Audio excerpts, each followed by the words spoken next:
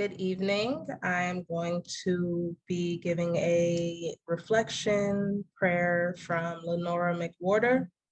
I've been reading some of her writing more recently, all about faith, walking by faith, having hope, a lot of what leads us in the current work that we do.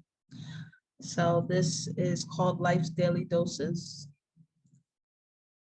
Life is measured in daily doses of trials and pleasures each. Day by day, grace is dispensed to meet our immediate needs. Comfort comes to the weary. We find that which we seek. A bridge is built at the river, and power is given to the weak. One day's load we have to bear as we travel on life's way. Wisdom is given for the occasion and strength to equal each day. We are never required to stagger under tomorrow's heavy load. We journey one day at a time as we travel life's rugged road. God's mercy is new every morning, and his faithfulness is sure. He perfects all that concerns us, and by our faith, we will endure. And that's Life's Daily Doses by Lenora McWhorter. Thank you. Thank you. It is life's daily doses that we really have to be thinking about. Tonight, I'm going to be talking about the connection between climate and voting, and we obviously have a small crowd, so we can make this a much more of a discussion, and we can make this very interactive. Voting is how we create a society based on our shared values. As people of faith and conscience, our values call us to be good stewards of creation, but climate change is destroying our common home, harming our communities, especially the most vulnerable, and putting the future generations at risk. So I want to talk about why it's really important to vote, because voting is hopefully the way that we can get to be doing things. Before I do that, Haley had a petition that she wanted to put up. Did you put it in the chat? Yes, I did. And I'm also going to put in a document that just contains information on what Solutions for Pollution is. Okay, great. Thank you. So if you already vote, you're probably thinking, well, I'm already voting. What else can I do? And maybe that's why there's an awful lot of people that would normally be coming didn't come. But I want to encourage you to encourage others to vote. So I've come up with this framework that I'm calling a trio of A steps. The 3 A steps are awareness, action, and accountability. And we'll be going through each one of these in a little bit more detail.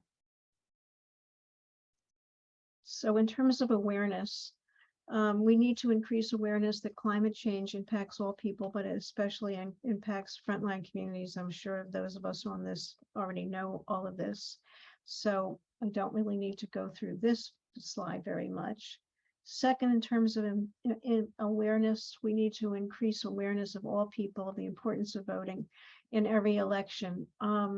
When we vote, we come together, our voices become our vote, our vote becomes our voice, and then we can save not only the next generation, but certainly this generation.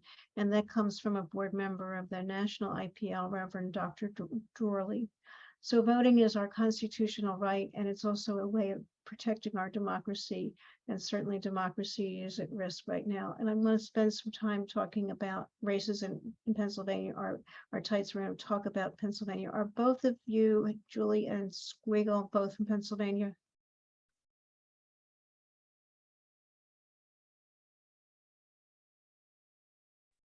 Yes, I am. I live outside of Philadelphia. Great, thanks. Squiggle?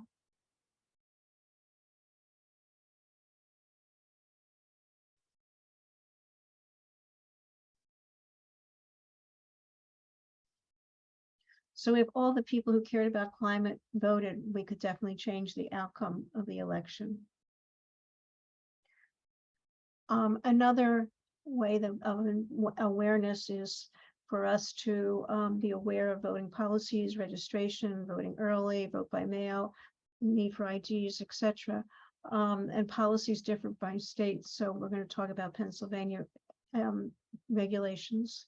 And also recently in the past 10 years and more accelerated over the past couple of years, there's been changes in voting regulations that make it harder for many people to vote. And this was done on purpose. This is called voter suppression.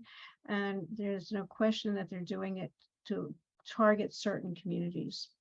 So what, and this is a question for you, whenever I have a ban like this with a question, it's meant to be an audience participation type of thing. What groups are most likely to experience voter suppression efforts? You can just shout it out.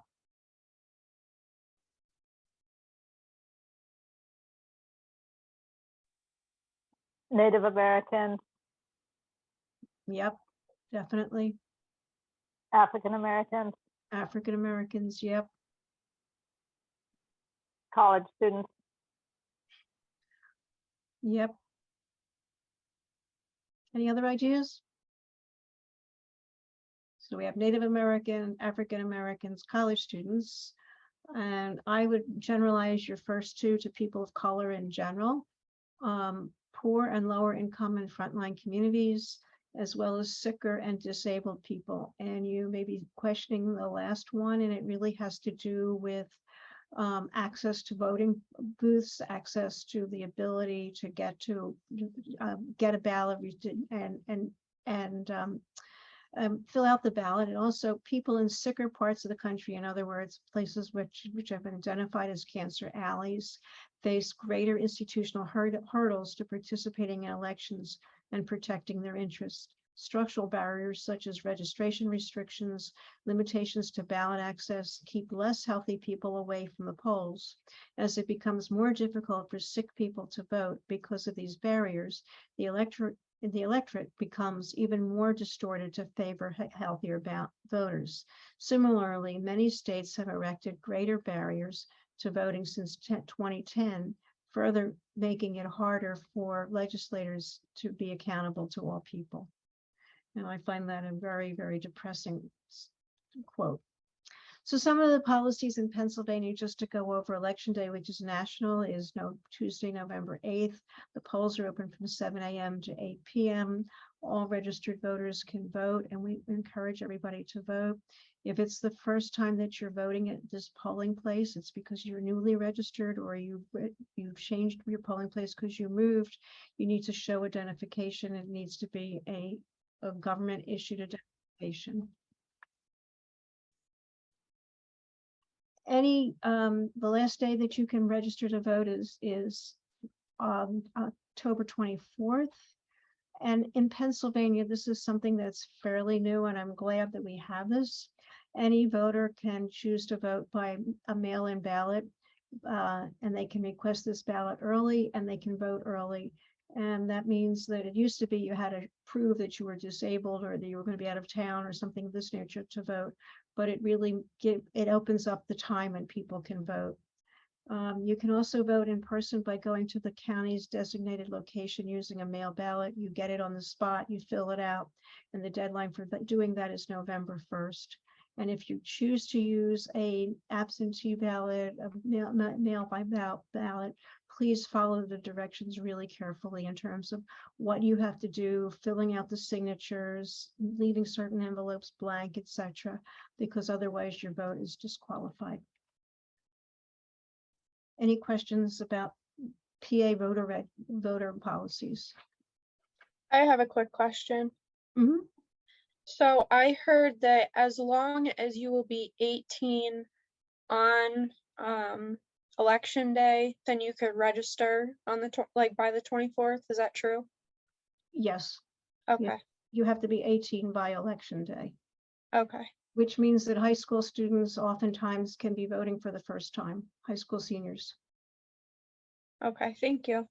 Sure, any other questions?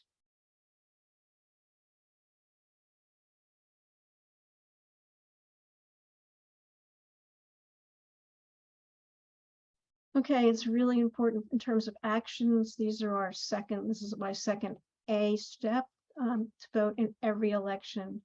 And a personal reflection, I'm not going to ask you to say this out loud. Do you vote in every election?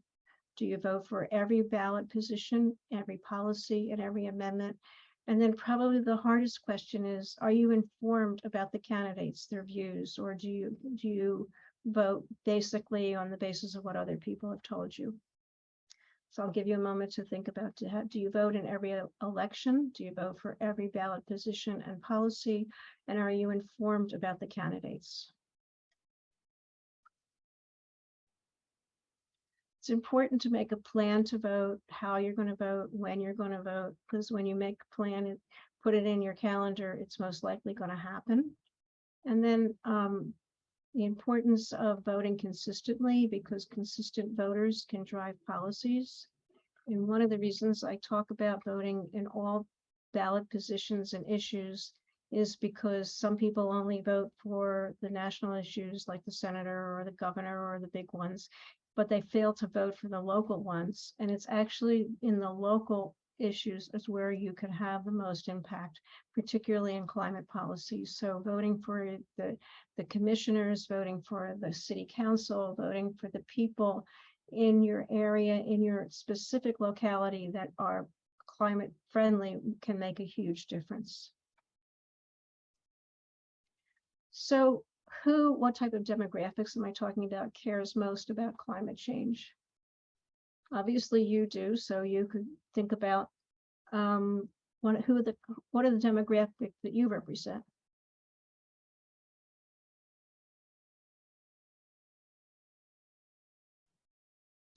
Me personally, I'm a young adult. I am a Black, African American woman. Yeah, so that just puts me right there into, a category just of young adults. And I try to vote every election, but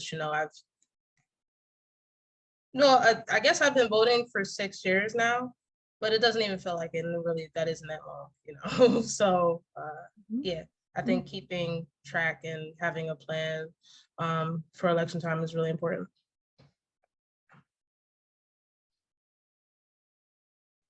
And who else can you think of who cares most about the environment?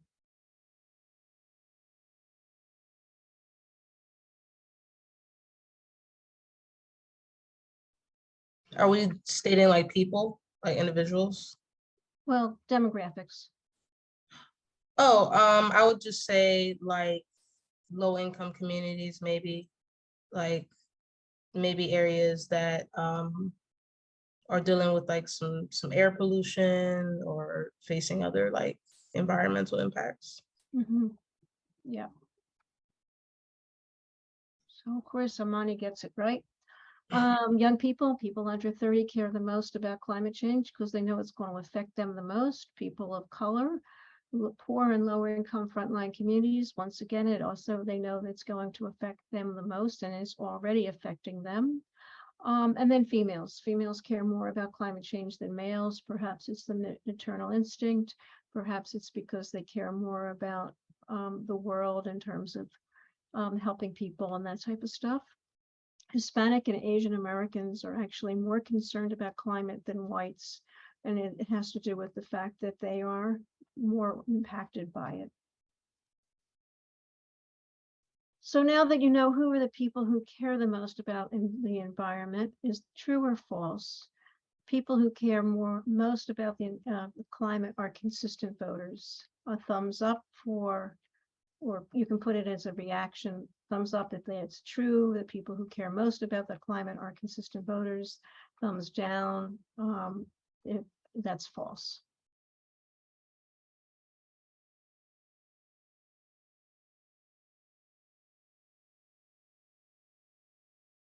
Or you can give a response.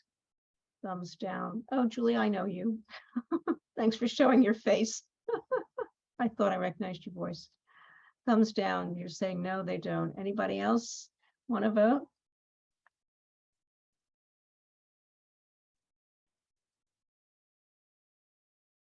I guess from what we said, yeah, at first I was like thumbs up, but from what we just discussed, thumbs down. Any other votes?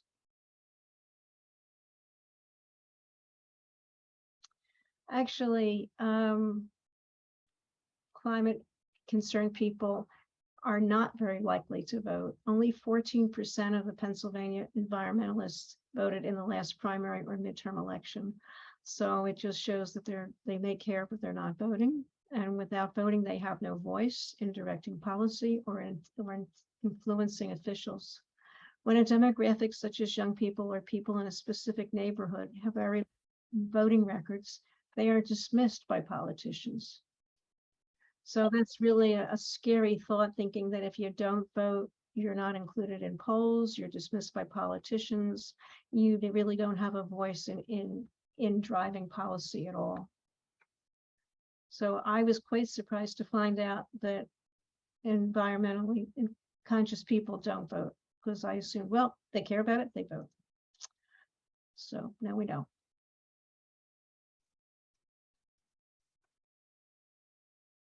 So why are environmentalists unlikely voters? There's some research that's going on about this, and this is really telling about how we see ourselves as environmentalists. And a lot of this has to do with the fossil fuel industry. The fossil fuel industry has led us to believe that it's individual behaviors that will make a difference, because this is a way of turning the mirror around and saying you're the ones individually who should be doing this and not us, and it hides that they're the ones who've been doing something bad. So the fossil fuel industry, their lobbying efforts, and a lot of disinformation has said if you do something like you change your light bulbs, you recycle, you don't use single-use plastic bags, you're making a difference. But that's really only a small difference, and it's raising awareness. Voting is also an individual behavior, which they have not fostered at all. Why should they? We'd be voting them out. Individual behaviors like voting can make a really big difference, especially when non-consistent voters come out in large numbers. Now consider the analogy of the gun use. Gun use is also an individual behavior, and it's very political. Think about the NRA. The NRA has been super involved in politics, has gotten their voters to be politically engaged, has gotten a lot of people elected or thrown out of office or not elected because of their policies on guns. So if we think about the lesson that we could learn from the IRA, and I know that sounds a little bit unusual, thinking about the lessons we can learn from an organization like the NRA rather, then we can think about how we could try to get more people to be politically active and voting.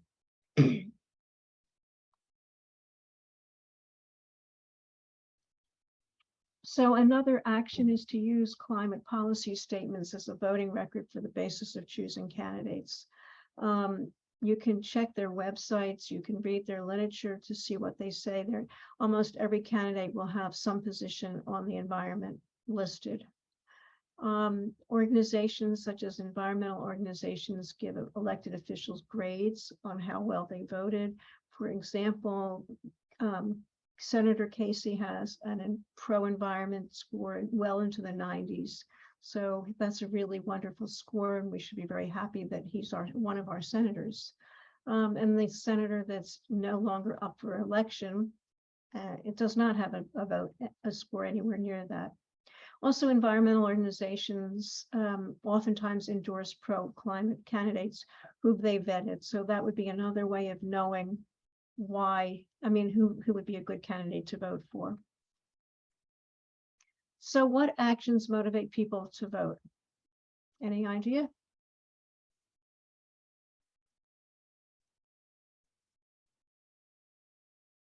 What motivates you to vote?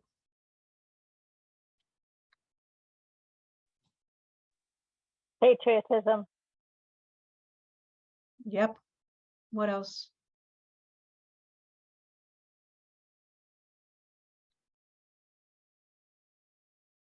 I would say the weather events that we've seen that are occurring. Okay. Yeah.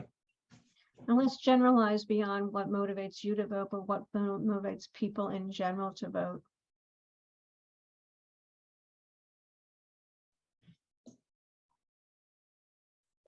Wanting to see change, and that might mean new faces. Mm-hmm. So a lot of times it's wanting to see new faces. So throwing out the incumbents because they're not happy with them and wanting to see change. And the change might be wanting younger people, wanting people of color, wanting people who have a different philosophy, who are not necessarily part of the mainstream political machine. Social scientists have found that two major reasons why people vote who don't vote ordinarily is when they're angry, when they're really, really angry over an issue, or they're really, really excited over an issue. And certainly there's an awful lot going on in the news these days about people being angry over issues. I don't want to get into specifics because we want to stay nonpartisan, but there are a lot of angry people on both sides saying they want to vote. They're angry over this, they're angry over that. Also, if they're excited about an issue. So if something is really getting them excited, then they would be willing to vote. And there's been, I can just think of LGBTQ when that became an excitable issue and the country really flipped very, very quickly from being opposed to it because people were excited over it and they wanted to do it. However, climate is rarely the issue that comes up as the most important. When you ask people what is the most important issue, it's almost always their pocketbook, whether or not they think there's too much inflation, their jobs, the costs of things are too high. However, most Americans are very concerned about climate in the long term.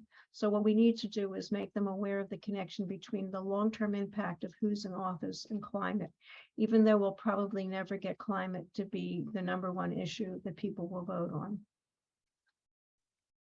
So what turns people away from voting?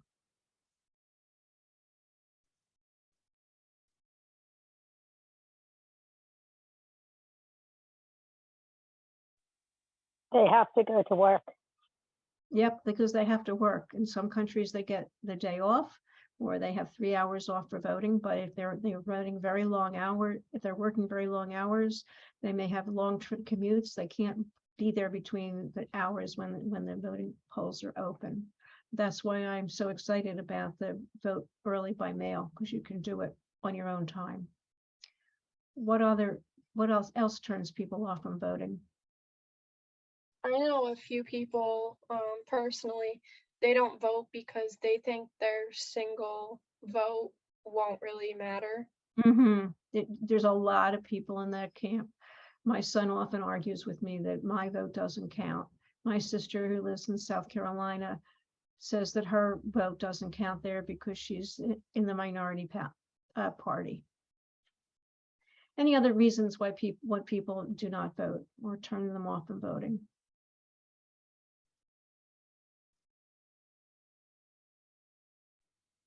They think all politicians are the same.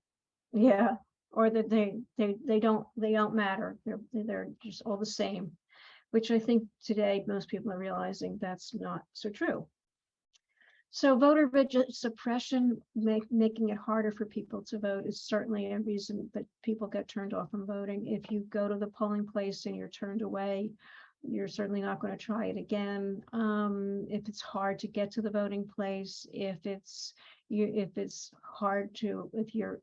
your mobility is impaired and you have to walk a couple of blocks because there's no parking, the bus doesn't go close to that place, that would all make it harder to vote. Another reason why people don't vote is, like you said, the candidates all seem to be the same. But they're often disappointed in their leaders or their candidates. They don't think they care about them or their issues, or they haven't done enough. And this is certainly true of incumbents, that people don't want to vote for incumbents because they didn't live up to their campaign promises. They didn't do what they said they were going to be doing. And we have to be thinking about them. We're trying to get more people out to vote.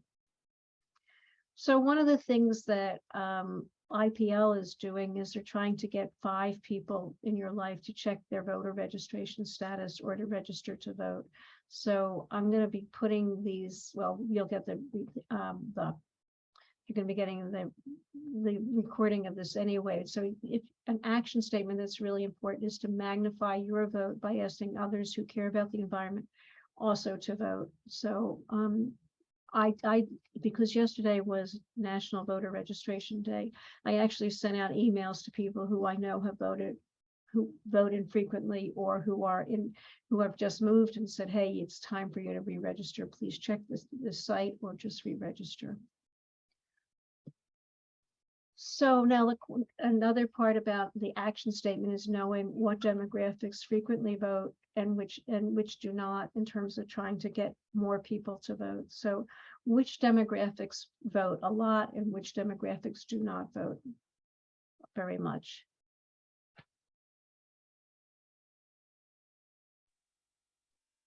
Older people vote a lot.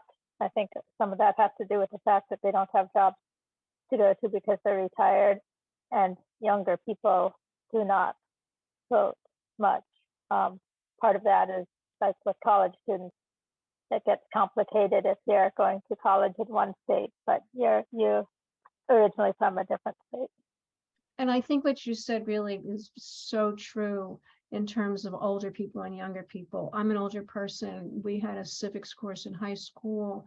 It was really an important thing that we were raised to do. Our parents remember times when they knew lots of people who did not have the ability to vote. And it was something that was like, we started voting at 18. And once you start, or 21 for even older people, once you start voting, it becomes a habit and you do it. And once you don't start voting, it's a habit and you don't do it. So if you don't start voting in college, chances are good you're not going to be voting more later on. And so many young people are so mobile that they move around so much that they don't feel connected to any one particular area.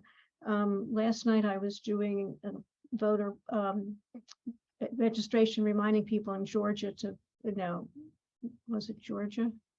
I forget where I was calling. Oh, it was Colorado. That's right. I've been doing an awful lot of get out the vote registration type of things. I was calling Colorado, and probably 7 out of 10 people who answered the phone told me they don't no longer live in Colorado. So people have been moving around the country quite a bit because they can work remotely. So they don't feel like we have to vote or register to vote or whatever. So as you said, it's the people who care most about the environment who really don't vote. So it's young people, people of color, poor and lower income people, and frontline communities.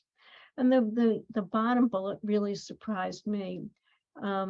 People who work or study STEM, STEM is science, technology, engineering, and math, are the demographic within the academic community. So they're either students or faculty or staff who vote the least.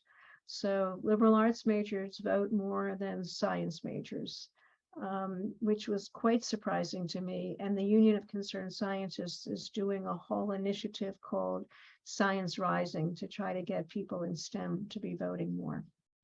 Any questions about this?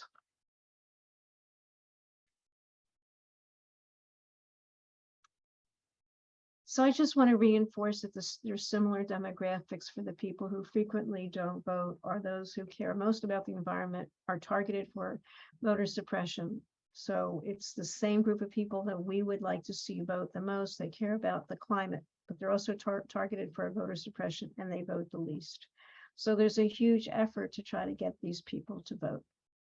A final action that those of us on the call can be doing is to be a trusted messenger about the importance of voting, how to vote, and voting options.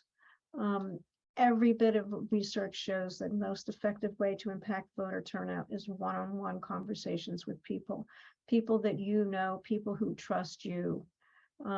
Talk to people who care about the environment and talk to them about the importance of voting. It's really important also to counter disinformation and misinformation, and climate disinformation is going to be the topic that we're going to be discussing in our October monthly meeting. And it's really important also to convey accurate information about candidates and voting policies, unlike the propaganda literature, ads, and that sort of stuff. So an awful lot of people are talking about ways of countering disinformation and misinformation. Union of Concerned Scientists has a whole toolkit on that, if you're interested in how to do that. And there's a lot of ways you can get involved. Now we'll get to our third step, which is accountability. We want to hold our candidates accountable for a climate and tell them why it matters to you, tell them your story, write letters to the editor lifting up climate-friendly candidates and what they have done. Candidates and elected officials care about their voters, but they don't care about their non-voters. Non-voters or infrequent voters are often not included in polls. So if you see a poll, it's going to say among the X number of most likely voters, such and such percent are in favor of so and so, that like, and the underrepresented people have less voice. They don't influence candidates and they don't influence elected officials. Another action statement is to tell your candidates that you care about climate concerns. The reason we don't have enough pro-climate leaders is that we don't have enough voters telling them that this is our top priority. So it's something that we need to continuously be raising. And I know that some of us on this call do this all the time, but most people don't. And citizens need to repeatedly ask candidates and officials, what are their policies? What actions are they going to go? So go to them when they're at a town hall and talk to them, ask them questions about climate. When they start hearing about climate more than they hear about jobs, when they hear about how much it's going to cost to do such and such, they'll take it a little bit more seriously. Only about 4% of the voters, as the national statistics, say that climate is their top priority, and it's never going to be high enough for us to be in a very, like, the number one thing. Yet millions of others care about the environment, and they're not consistent voters. So what we need to do is get those who care about the environment. So we can even get it up to 6-8% who care about the environment to be voting. That would be great. Another action statement is to tell your, to hold your, an accountability statement is to hold your elected officials accountable by telling them you care. Ask the candidate at a town hall meeting, whenever you can, whenever they have time, when they interact with people, when they're going out on the talking to people, what policies do you support to protect the environment, to protect creation and secure a safe climate for our children and generations? Call their offices, write to them. And then when specific bills come up, we want to hold our elected officials accountable, ask them to vote yes or no on specific bills. We've been telling them to vote yes on certain bills, no on other bills. Pennsylvania has been notorious for coming up with bad environmental bills, and we've had to tell them vote no on these. Environment used to be a bipartisan effort. If you think about the 60s, many of the very iconic environmental bills, such as the Endangered Species Act, Clean Water and Clean Air, EPA, were all put in during Republican administrations. So we need to make pro-environment leaders in both parties. We need to have pro-environment leaders in both parties again. It should not be seen as a one-party issue. So we definitely need to be working in that direction. And then after the vote, it's really important to thank your officials for voting pro-environment bills and calling them out when they did not vote for environmental bills. They do take notice. They really do care, and this is particularly important at the state level and the local level because they get far less people talking to them about things. So, questions about anything that I've talked about? Comments? There is a question from Janet in the chat. I can read it. Yep. How can we get more people? How can we get people who care about the environment not to vote for the Green Party, as that simply dilutes the vote and helps Republicans? Oh, that's an excellent, excellent point. I think it's really important to let people know that whenever you don't vote for one of the two parties, you really are throwing your vote away. And also you are helping because you're not voting pro-environment and it's people that will possibly win.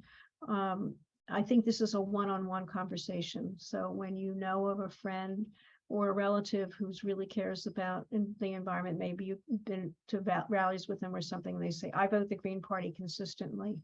Well, the Green Party might be a place that you want to support, but not in elections that are like they might be a place where you show your support in primaries, but not in major elections. That's a really excellent point, though, that we really have to let people know that voting the Green Party or any party, Libertarian Party or any of the other parties, is really not helping to get somebody elected.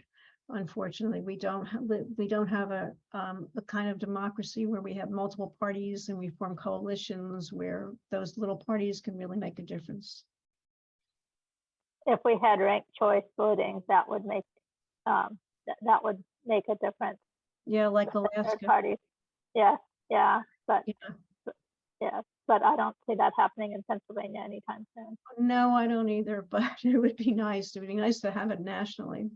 And also the way our primary system works also doesn't help. So there are three organizations that I took an awful lot of this information from that they have a lot more information, and there's lots of ways of getting involved. The Environmental Voter Project is probably my favorite little project this activity this year. It's a evidence-based, research-driven organization that's trying to change people's behaviors, not trying to change their minds. And what they do is they're focusing on people who are environmentalists because they belong to Sierra Club. They've given to certain causes, they've signed petitions, who are inconsistent voters. And they work with these people from the primaries through the election and consistently tell them to vote. So like last night I was doing phone banking for them, calling the people in Colorado who are now considered inactive voters who have to re-register. So that's what they're doing, is they're trying to get more people to vote. The Union of Concerned Scientists has a huge amount on, they have a whole wing of their institution, their agency, I don't know what they are, organization, I guess, on democracy and voting. And they're trying to have people understand the difference between disinformation and misinformation. And they are very, very research oriented, very scientific. They come out with white papers that are extremely helpful. And then the Interfaith Power and Light is doing a faith climate justice voter project. And they're trying to get everybody to vote. So with that, we can open it up to a general discussion.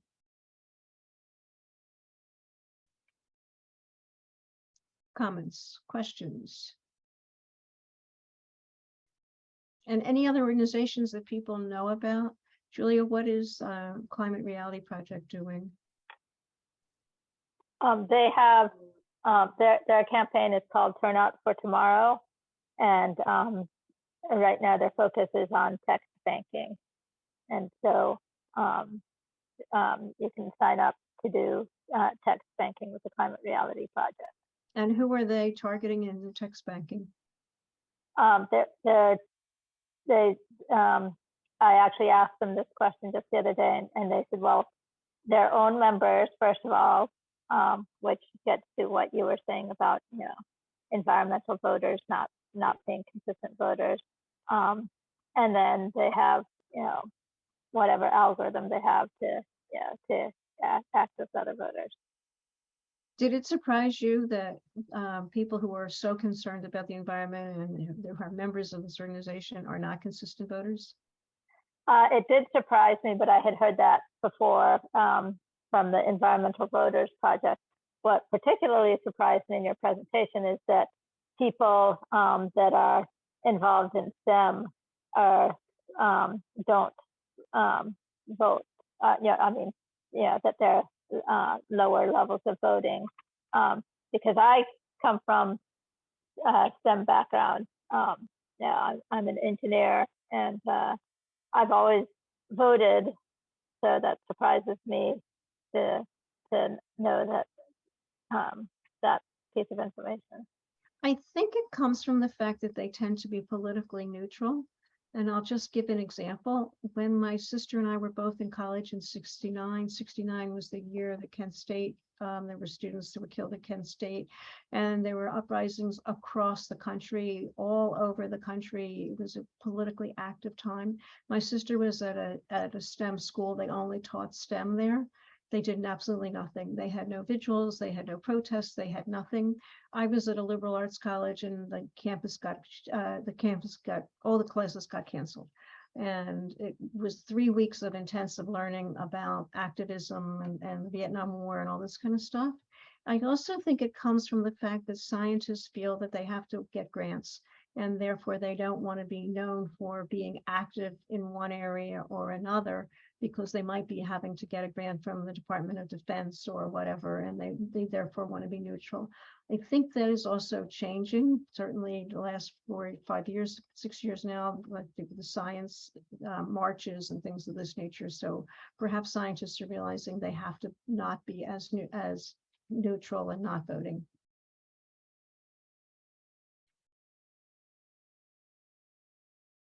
Anybody else want to share anything from their own experience or their own ideas about how we can get more people to be interested in voting?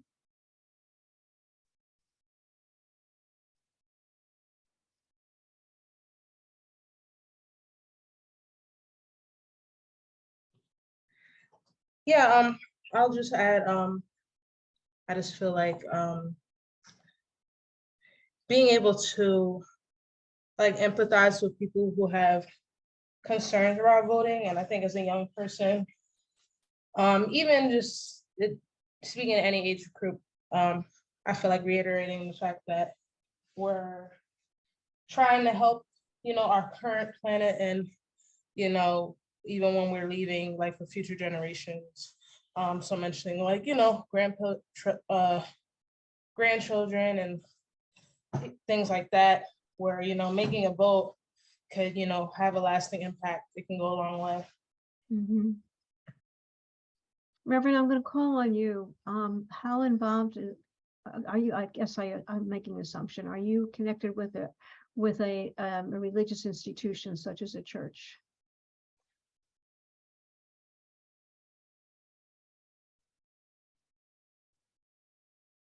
Silence. Because I was just wondering how the churches are getting involved in this. Okay, I had difficulty unmuting. Yeah, Yes. I understand. Yes, we are a church. Okay. And what are you doing to get the people to vote? Well, the same thing that we've been doing for the past, 10 years? Okay, tell or us. long or greater. Give you some idea. We do, of course, the voter education. We do the voter registration. We also have a voter database that I put together, and it has 43 years of voter data that I've crunched. I've for Allegheny County, and I have 10 different variables from which I can cross tab voter data, and environment is not one. So we do our registration, we do our mobilization, we have our database. We contact our database to see, who voted. And then we do analyses on our database, how many people, how many people voted. We ask questions like, okay, did you vote for the full ticket or did you plunk? And a lot of people do not vote for the full ticket, they plunk. So we'll ask, okay, if it's a mayoral race, did you plunk the mayoral race? And so we'll get rates of plunking, rates of participation for our database. And then when numbers come out for, like the general city and stuff like that, we then do our analytics, compared to the county or the city data. So those are just some of the things we do. That's fabulous. So your database is amazing. Is it only your church members, or is it larger than? No, it's our database is for all of Allegheny County. So wow, it's all the elections for the past 42 years. So we have the data for the past 42 years. We've broken it down by the smallest area of information, which is voter blocks, using census tract. Mhm. using census tract data, using consumer information data, you know, bought consumer information data, layer that on, et cetera, et cetera, et cetera. So it's for Allegheny County. And then for our the people whom we have registered over the years, we do robocalling. So we pay for robocalling, uh, primary and a general election cycle. And we robocall our database. So we have D's and R's in our database. I am so glad I called on you. You are inspirational in terms of what you're doing and how you're using data, and such a huge and long-standing database. I bet you when you went to theology school, you didn't think you'd become a data analyst. Well, yeah, well, this is part of what I've done for over 32 years. My firm, we do analytics. Mm-hmm. So it's part of what I've done, and I just brought it to my church. I wish everybody would do exactly what you're doing, but I want you to put climate into your database. Well, I mean, how do you, the only way you're going to capture what a person voted for if you don't have the money to do the kind of to do the kind of micro targeting, phone banking, and the like, or a focus group, is you're going to have some people standing at the polls and asking people when they exit the poll for whom they voted. So that would be that would to comb through our database and add that variable.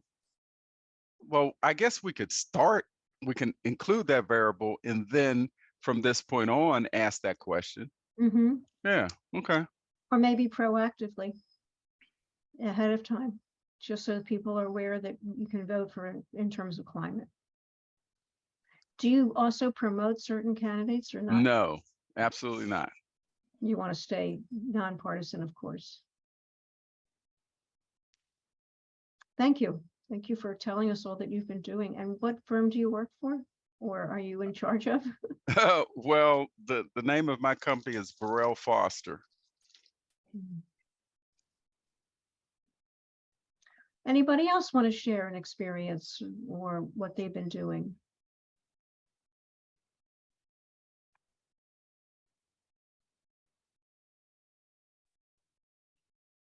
Yeah, I've been doing some voter engagement work. Phyllis, I know we discussed it prior to the call, but did some in-person at a community college and targeted students, which is a good, as we just talked about, that's a good group to, target, because we want to get more young voters, especially in November. So we actually successfully got 15 students to vote, or sign up to register to vote, I should say. And then made sure like a few dozen others were able to, make sure their information was updated. So, and then I'm doing some phone banking, and there's phone banking going on like, across the state with environmental organizations, which I feel like can be very impactful. We're just giving people that reminder, even postcard writing, which we've been doing as well. So all different ways to like stay active.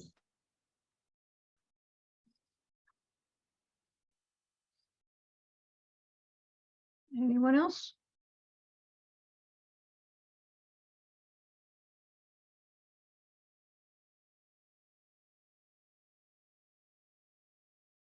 Steve, did you want to say something? I've been mostly listening. I was very impressed with the Reverend from Pittsburgh and the data that goes into that. I've just always felt it's been helpful to me. It's sort of where I come from. I'm not saying everybody needs to do it. I know you were very encouraging to kind of understand those, the numbers, to understand the numbers.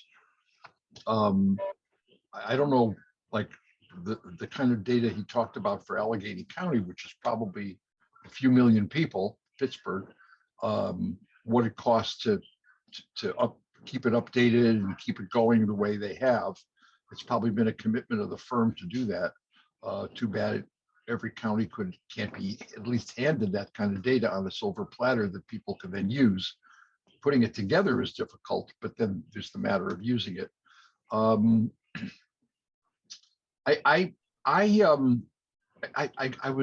been sort of smelling a lot of email coming in from environmental groups, just a little bit more and different than has in the past, over the past month, let's say, a couple of weeks.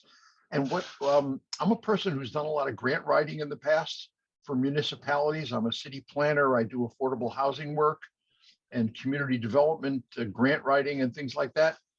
And I realized the money that we've been hearing about coming out of Washington for this, that, or the other thing is actually starting to come now.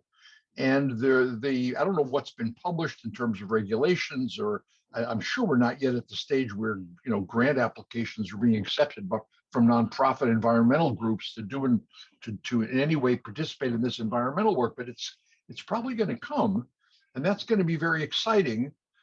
So I thought that might be a little bit what this was about. And just watching, there was a personal family discussion going on at the same time. I'm sorry. So I was watching the video while I was listening to the family conversation and trying to be respectful of that as well. Two things at once, not easy. But it was all good, solid, really solid, electioneering stuff. My campaigning really goes back to the election of '68, supporting McCarthy for president. I don't want to age myself or paint myself into a corner here, but I've been active ever since. But I did see that film, the film that Michael Moore put out right before COVID hit, like right around the same time. It took a while for it even to come to my consciousness, and it was upsetting how corporate interests have taken every aspect, every shred of enthusiasm and energy of the environmental movement and turned it into a profit-making, non-environmentally helpful thing, burning wood like crazy. Ugh.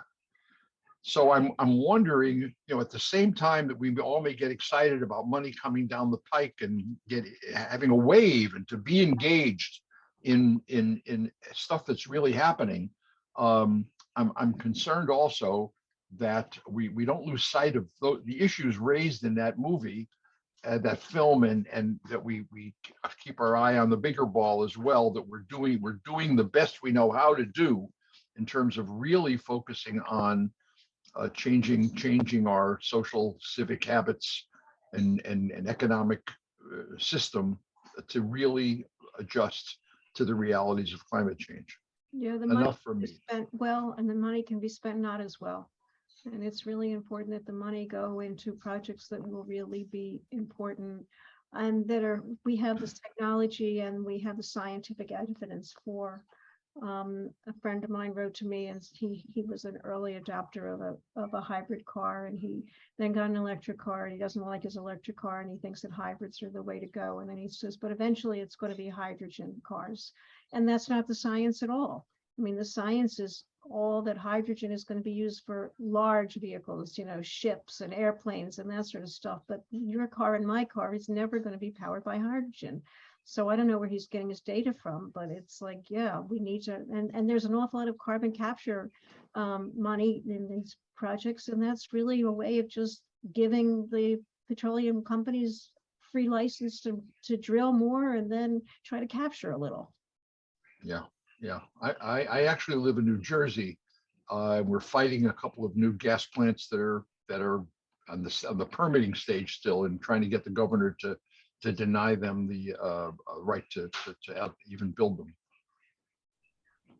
Reverend?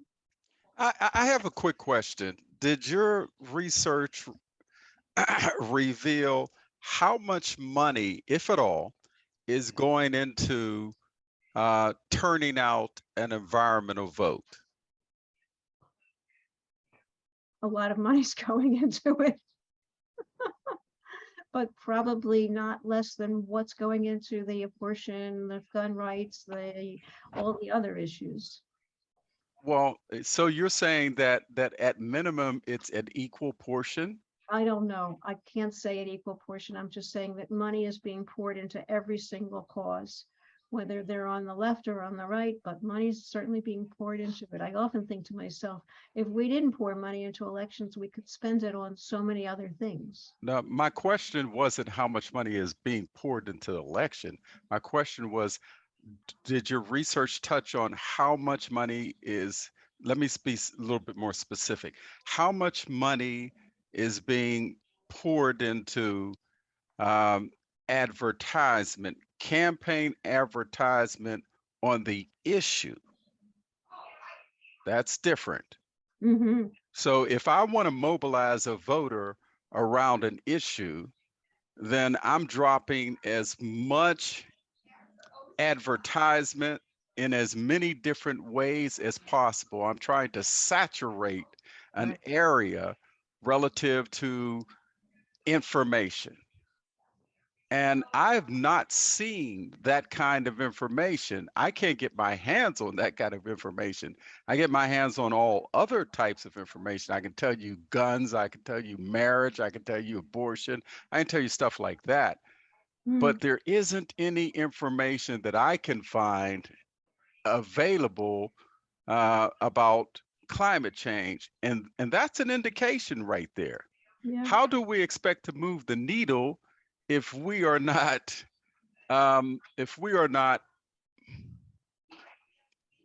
advertising to the voter? How do we expect to move the needle? I totally agree with you. I just know in terms of lobbying efforts, there's one lobbyist that's pro-environment compared to, I don't know the exact ratio, but let's say 100 petroleum industry lobbyists. And if you're thinking about abortion pro or con, there's a huge amount of money and campaign ads being devoted to that. And I don't know whether there is, and it all gets back to that. It's an individual behavior. It's not something that we see as political. I think it's an excellent point. I wish I knew the answer to that. When I speak to my colleagues at Union of Concerned Scientists, I will ask them and see if they know. Does anybody else have any idea about that? In some respects, the climate itself is advertising how bad things are getting. You know, all the stories about climate disasters turn into stories about climate change, and all the networks, you know, mention that.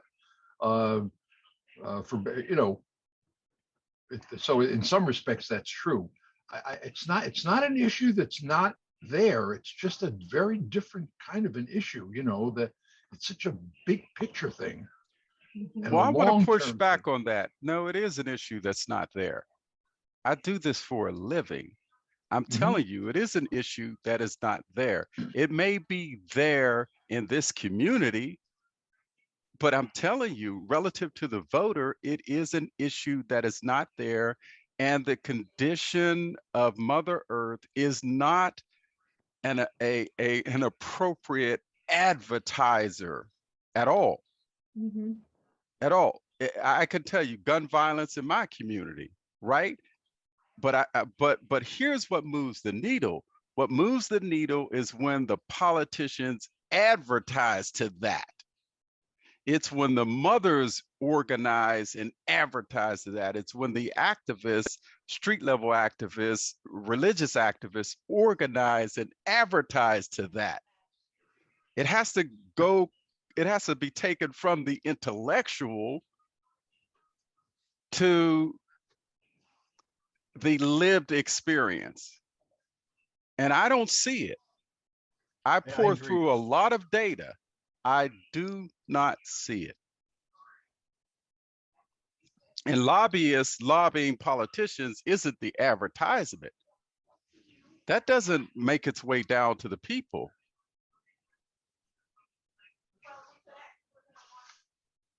I think I understand what you're saying, and I agree. It could be way, way more. These are messages that would be played and replayed. Yes. You know, they'd be all those annoying YouTube commercials when you don't pay for commercial-free YouTube. You'd be seeing environmental commercials that takes money and it just has to keep, it's just, you got to repeat. You can't just do it once. It's not one show on you Yes. on Netflix. It's got to be something that's repeated and repeated and repeated and repeated. People have not yet made the connection between the extreme weather events and who our policymakers are in terms of the long term. And many people who've lived through extreme weather write it off. You know, well, that's the way it is. So our house got flooded, but you know, it's not anything that we really need to do anything about, or that we need to be voting and thinking about that. I mean, I think you're raising really, really excellent points. And I think it relates to the point that I made that it's an individual act behavior. It's not a political thing. It's not something that we want to make political ads over, and we should be. I mean, why isn't Union of Concerned Scientists, which has a very large budget, or EGF or Sierra Club or anything like that, just having ads about climate and that type of thing?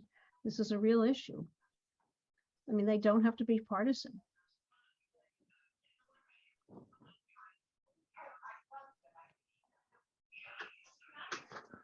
Well, this was a wonderful discussion. We may have been few in numbers, but absolutely fabulous in comments and an awful lot of food for thought. And I want to thank you all for coming, and please ask 5 people to check their registration or more, and make sure you can vote yourself. And I'm not saying vote early and vote often like they used to say when I lived in Chicago, but definitely vote early if you can. And next month, we're going to be talking about disinformation in climate and how we can counter it. And a speaker is going to be from the Union of Concerned Scientists, Jake Roach. So thank you all and have a good evening.